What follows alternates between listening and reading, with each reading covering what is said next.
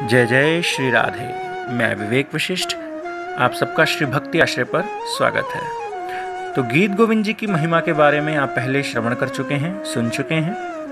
गीत गोविंद जी के द्वारा कौन कौन से भक्तों का उद्धार हुआ है आज हम वो जानेंगे, परंतु उसको जानने से पहले हम कुछ गीत गोविंद जी के विषय के बारे में जानेंगे। गीत गोविंद जी 12 सर्गों में लिखे गए हैं और उनमें अष्टपदियाँ हैं, यानी 8 पद लिखे गए हैं। इन सब पदों में लिखा क्या गया है? वास्तव में जयदेव जी जब गीत गोविंद जी लिख रहे थे तो भगवान के गोलोक में जो भगवान क्रीड़ाएं अपनी सखियों के साथ या कहें तो गोपियों के साथ कर रहे थे, वो सब उन्होंने देखी और वही लिखी है। भगवान श्री कृष्ण गोपियों के साथ जो क्रीड़ाएं करते हैं वे सब क्रीड़ाएं गीत गोविंद जी में लिखी गई हैं। अब हमें इस प्रकार लगता है कि भगवान पुरुष हैं, गोपियाँ स्त्री हैं, और क्योंकि ये कलयुग है, मनुष्य का मन पहले ही बड़ा मैला है, तो जीव उनको अपने जैसा ही समझ लेता है। जीव ये समझता है कि वो भी हमारे जैसे मनुष्य हैं और उनमें भी हमारे जैसे ही दुर्भाव होंगे, जबकि ऐसा नहीं है। हमें पहले ये जान लेना चाहिए कि गोपियाँ कौन हैं। गोपियाँ ना तो कोई स्त्री हैं, ना वो कोई पुरुष हैं, और ना ही वो कोई नपुंसक हैं। जैसे आपकी आत्मा पुरुष या स्त्री रूप में नहीं है, यदि आप अपने आत्म तत्व को जानने की कोशिश करेंगे तो आप ये जानेंगे कि आप ना तो स्त्री हैं, ना पुरुष हैं, ना नपुंसक हैं। आप वास्तव में परम तत्व का एक अंश हैं। जो पुरुष स्त्री कहलाता है वो केवल शरीर है जो कुछ समय के लिए इस धराधाम पर रहता है और फिर समाप्त हो जाता है। जैसे आत्मा पुरुष स्त्री नहीं होती, आत्मा में किसी प्रकार की कोई नस, नाड़ी, रक्त, मांस, मज्जा कुछ भी नहीं होता। आप ये जान सकते हैं कि यदि आत्मा दिव्य है तो उसको बनाने वाले, जिनसे वो पैदा हुई है, प्रकट हुई है, वो परमात्मा कितने चिन्मय होंगे, कितने दिव्य होंगे। और उससे भी बड़ी बात, वो परमात्मा की जो देह है वो तेजोमयी है। वो हम मनुष्यों के जैसे पंचतत्व की नहीं बनी, वो तेजोमयी देह है, और उस तेजोमयी देह के पास केवल वही जीव जा सकता है जो वैसा ही तेजोमयी अपने आप को बना चुका हो, यानी बस उनके जैसा ही कुछ बन चुका हो, वो ही उनके पास जा सकता है। तो ये गोपियाँ कोई सामान्य नहीं हैं। भगवान श्री राम जब दंडिकारण्य में जा रहे थे तो बड़े बड़े ऋषियों ने तपस्या की। उन्होंने कहा कि हे प्रभु, हम आपका परम प्रेम पाना चाहते हैं। तब भगवान ने कहा, आप अगले जन्म में मेरे पास गोपियाँ बन करके प्रकट होंगे। तो वे जीव जो भगवान के बड़े बड़े भक्त हैं, केवल वो ऋषि ही नहीं, जो भगवान के बड़े भक्त हैं, अनंत काल से भक्ति करते आ रहे हैं और उनके भाव में निमग्न हैं, वे ही गोपी पद प्राप्त कर पाते हैं।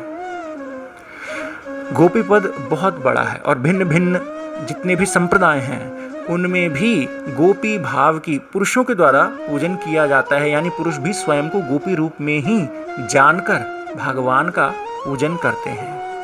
मुख्य बात यह है कि भगवान और उनकी गोपियाँ कोई शरीर नहीं है, ये आत्मा और परमात्मा, और हर जीव जब गोपी रूप धारण करेगा तभी वो उस परमात्मा में लीन हो पाएगा। क्योंकि अब गोपी तत्व के बारे में हम थोड़ा बहुत जान चुके हैं। गोपी तत्व ऐसा है कि जिसके बारे में कोई भी व्याख्या नहीं कर सकता, पर फिर भी थोड़ा बहुत जितनी हमारी समझ है हम उस प्रकार उसको जानने की चेष्टा कर सकते हैं। अब हम ये भी जान लेते हैं कि श्री गीत गोविंद जी के द्वारा कैसे कैसे भगवान ने भक्तों का उद्धार किया। एक समय बैंगन के खेत में एक किसान की बेटी श्री गीत गोविंद जी को गाते हुए अपना कार्य कर रही थी, और भगवान जगन्नाथ जी, जो कि गीत गोविंद जी को सुने बिना रह नहीं पाते, वे अपने मंदिर से सीधा उस बैंगन के खेत में प्रकट हो गए और भगवान प्रकट होकर के उस बालिका के पीछे पीछे चलने लगे, मानो भगवान ब्रज में सुंदर भजन सुन करके नाचने लगे हों। वहाँ भगवान के कपड़े कांटों में उलझ गए और फट गए और उन पर कीचड़ भी लग गया। जैसे ही दोपहर की वेला में भोग की आरती के लिए घंटी बजी तो भगवान को अब अपने मंदिर में प्रकट होना था। भगवान झटपट वहाँ से चले गए और अपने मंदिर में प्रकट हो गए, यानी श्री जगन्नाथ पुरी जी में। पुजारियों ने देखा कि भगवान के कपड़े फटे हुए हैं और उनके ऊपर कीचड़ भी लगा हुआ। वे हैरान परेशान हो गए। इतने में राजा भी वहाँ पहुँच गया। राजा ने पूछा, ये कैसे हुआ? सब पुजारियों ने कहा कि महाराज, हमें तो इस बारे में बिल्कुल जानकारी नहीं है, हमने तो साफ कपड़े ही पहनाए थे। अब राजा क्रोधित हो गया। उस समय भगवान ने मन में विचार किया कि कहीं ये इन्हें दंड ही ना दे बैठे, ये पाप ना कर बैठे।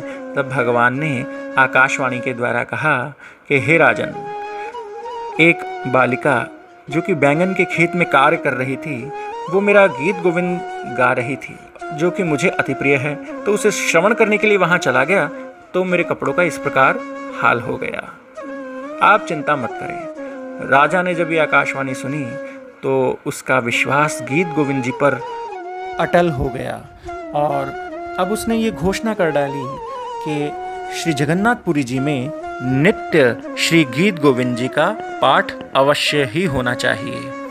तब से श्री जगन्नाथपुरी जी में नित्य भगवान के श्री गीत गोविंद जी का पाठ होता है, जो आज भी वैसे ही परंपरा चल रही है। इसके पश्चात राजा ने उस बालिका को मंदिर में बुलवाया, उसके लिए सुंदर पालकी भेजी जिसमें बैठकर वो आई और उसने गीत गोविंद जी गाते हुए भगवान के सामने बहुत सुंदर नृत्य किया और सभी बहुत प्रसन्न हुए। और भगवान श्री कृष्ण की गीत गोविंद जी की कृपा उस बालिका पर हुई। इसके साथ एक और बड़ी सुंदर कथा है। इसी राजा ने अब ये सोचा कि इस गीत गोविंद की इतनी महिमा है, क्यों ना मैं भी एक गीत गोविंद लिख दूं। तब उसने भी अपने मन को भगवान पर केंद्रित करके गीत गोविंद लिखने की चेष्टा की और लिख भी लिया। लिखने के पश्चात उसने ब्राह्मणों और पुजारियों से कहा कि आप इसको लोगों को बांटिए। तब पुजारियों ने मना कर दिया और कहा, महाराज, अगर दो दो गीत गोविंद लोगों के पास आ जाएंगे तो उन्हें ये नहीं समझ आएगा कि असली कौन सा है और वो भ्रम में पड़ जाएंगे, तो आप कृपया ऐसा मत करें। राजा ने कहा, मेरे द्वारा लिखा गया गीत गोविंद भी तो वैसा ही प्रभावशाली है, इसका परीक्षण कर लेते हैं।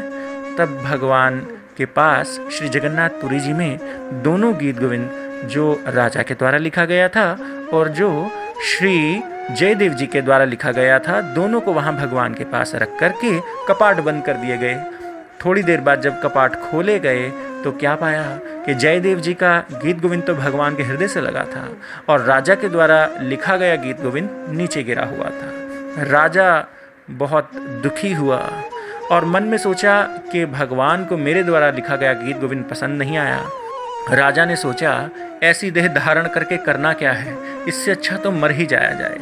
तो वो वहाँ से चले गए और जाकर के समुद्र में छलांग लगाकर मरना ही चाहते थे कि भगवान ने आकर के रोक लिया।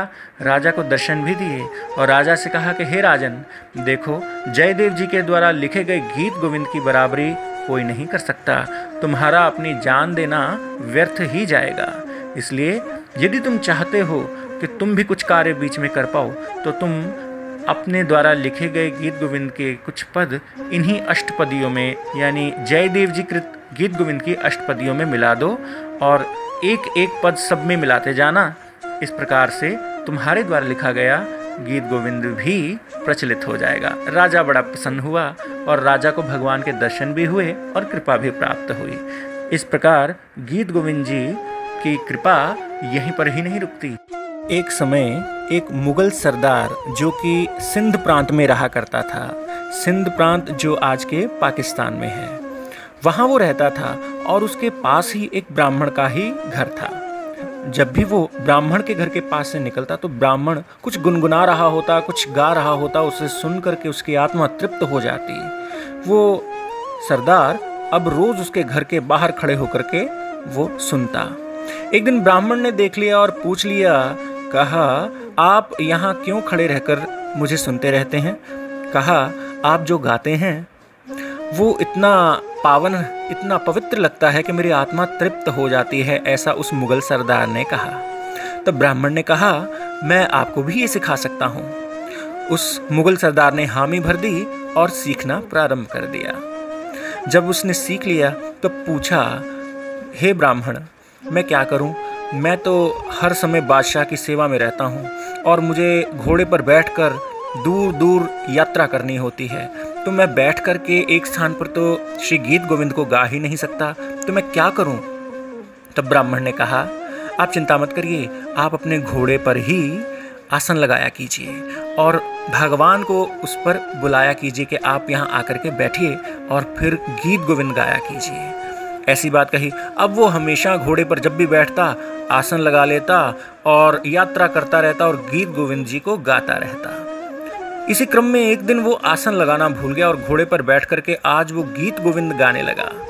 इतने में उसे पीछे छन छन की आवाज़ आने लगी।